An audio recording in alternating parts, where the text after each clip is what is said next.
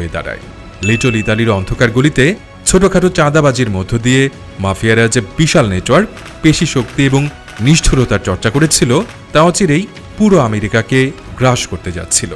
আর এই গ্রাস করার সুযোগটি তাদের হাতে তুলে দিয়েছিল মার্কিন সরকার নিজেই।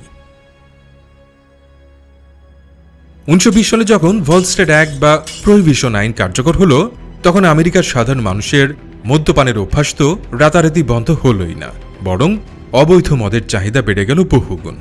মানুষ যে কোনো মূল্যে মদ কিনতে প্রস্তুত ছিল।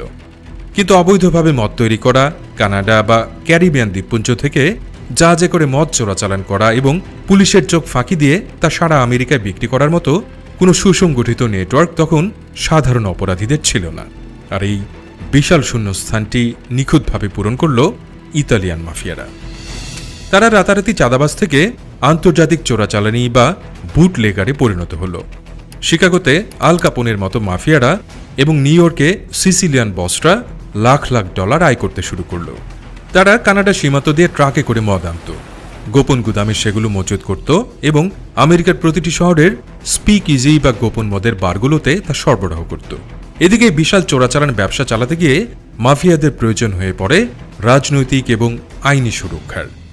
মদের ব্যবসা থেকে আসা বিলিয়ন বিলিয়ন অবৈধ ডলার দিয়ে তারা মার্কিন পুলিশ, বিচারক, মেয়র এবং রাজনীতিবিদদের কিনে নিতে শুরু করে। পরিস্থিতি এমন পর্যায়ে পৌঁছেছিল যে খোদ পুলিশের গাড়ি ব্যবহার করেই মাফিয়ারা শহরের এক প্রান্ত থেকে আরেক প্রান্তে অবৈধ মদের চালান পৌঁছে দিত।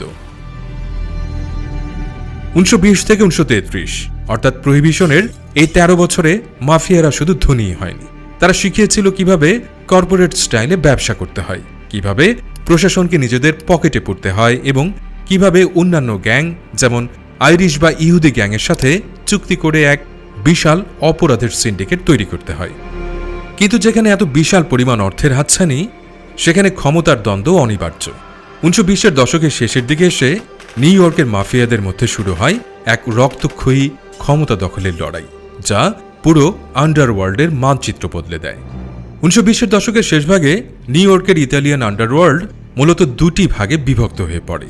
এই বিভক্তি এবং ক্ষমতার দ্বন্দ্বকে ইতিহাসে বলা হয় দ্য কাস্তেলমারেস ওয়ার। একদিকে ছিলেন নিউ ইয়র্কের তৎকালীন সবচেয়ে শক্তিশালী mafia boss Joe the boss মাসেরিয়া। মাসেরিয়া ছিলেন পুরনো ধ্যান ধারণার মানুষ, যাদেরকে আন্ডারওয়ার্ল্ডের ভাষায় বলা হতো মাস্টার স্পিড, অর্থাৎ গোফওয়ালা পুরনো সিসিলিয়ান। মাসেরিয়া বিশ্বাস করতেন মাফিয়া সংগঠনে কেবল সিসিলি থেকে আসা খাঁটি ইতালিয়ানরাই থাকতে পারবে এবং আইরিশ বা ইহুদিদের সাথে কোনো ব্যবসা করা যাবে না।